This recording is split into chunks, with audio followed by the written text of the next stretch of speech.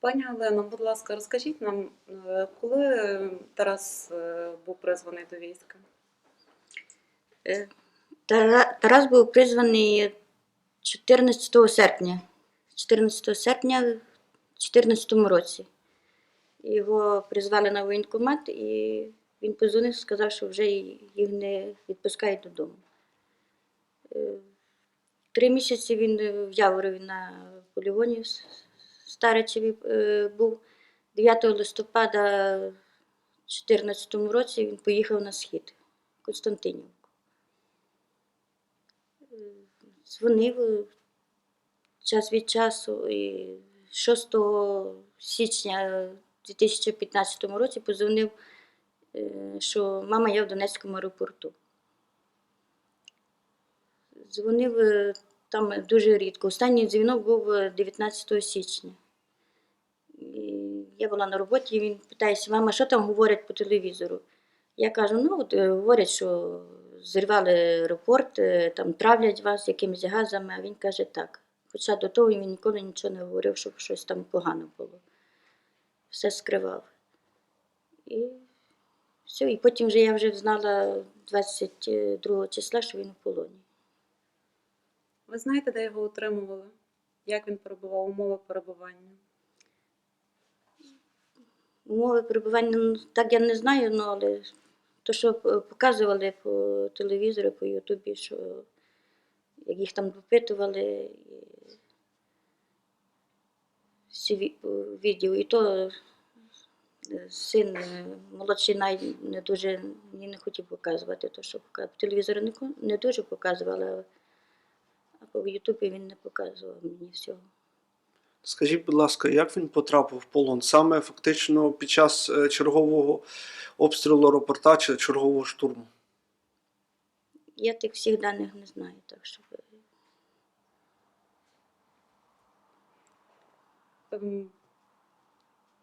Пані Марія, будь ласка, скажіть нам, куди зверталися і що робилося для звільнення Тараса? Знаєте, я, в принципі, як також старожил, тому що ця історія торкнулася з визволенням полонених і нашу родину. Сьогодні якраз рівно рік, як ми звільнили з полону нашого Ореста Петришина, бійця Нацгвардії. І, власне, ми якось разом, тобто, коли ще це все йшла робота, я піклувалася про Ореста, і, власне, ми звільняли його з полону, ми об'єдналися з пані Галією. І з того часу, якби ми разом їздили до Києва, їздили до адміністрації президента, тоді ще нас приймав, власне, Служба безпеки України і Тарану. Ну і з того моменту ми фактично звільнили Ореста Петришина, це сталося минулого року, і далі продовжуємо боротися за звільнення Тараса Колодія. Помагає, абсолютно всі до нас якби є дуже лояльні, я не можу сказати. Нас постійно інформують, ми в контакті з Службою безпеки України, з депутатами Львівщини, зокрема з волонтерським рухом. Тобто дуже багато людей допомагає. На жаль, результату поки що немає. Тобто ми сподіваємося, ми хочемо дати розголосу.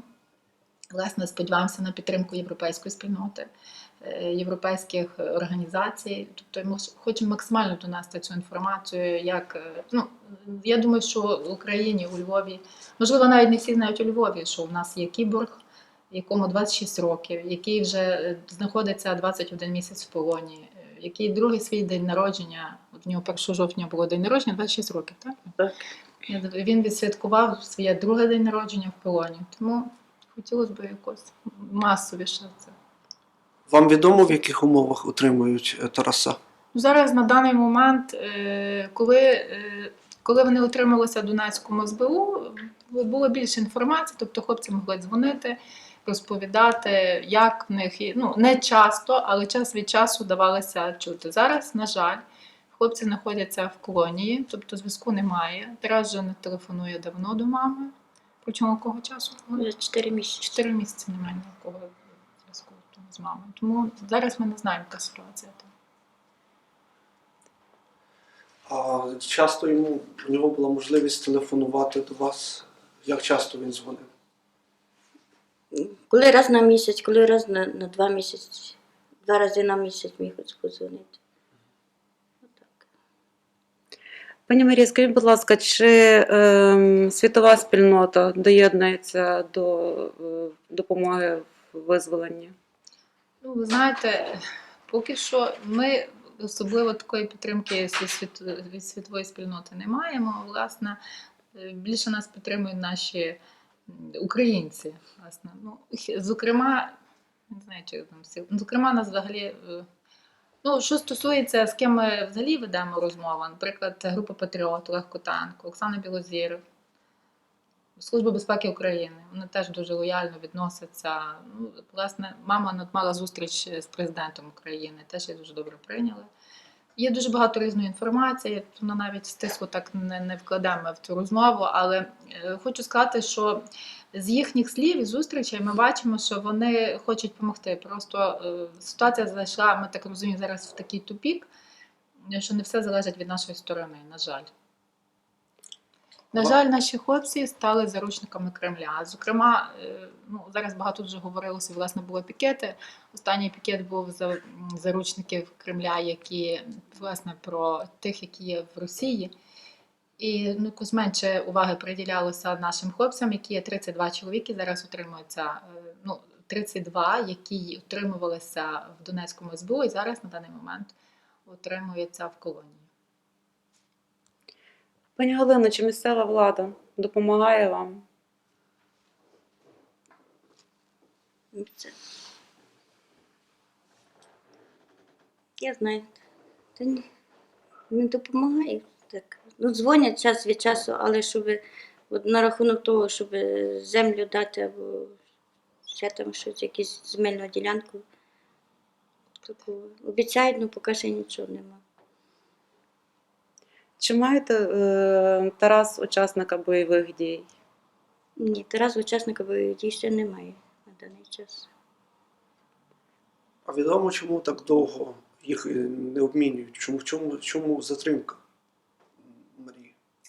Ну, все-таки, звичайно, ми всього не знаємо, тому що ми не Служба безпеки, ми не адміністрація президента, ми не є перемовниками. Але швидше всього, що ну, ці хлопці є просто зараз заручниками Москви.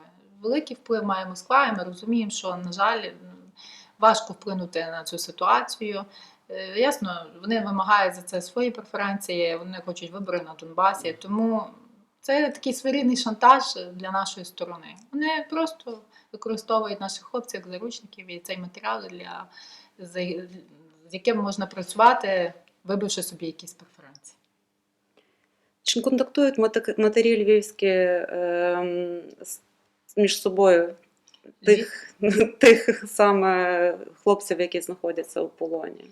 Ну, у нас львів'ян зараз до того моменту я і Галина, ну і тепер доєдналася ще. З городка є Онищак Роман в Луганську, який є. Теж попав в полон. Теж в полон, то він вже в червні вже рік минув. У нас є троє таких. Так, троє, так. Ну, взагалі так ніби кажуть, що є десь до 40 по Львівській області, але контакту з ними немає. Більше контактуємо ми зі Сходом, там теж матері, тобто хлопці, які теж отримуються вже 2 роки. 2 роки в полоні. Ми контактуємо з ними і з тими, які виходили з полону. Ясно річ, що всі піклуються один про одного і безперечно, що всім не байдуже. А чи є інформація про нього і про хлопців? Чи їх там били, чи катували? Якому стані їхнє здоров'я? Стосовно Тараса Кудія я не маю такої інформації. Ну, що стосувалося Ореста Петришина, я думаю, ви вже всі читали про нього, звичайно, що місце катування теж було.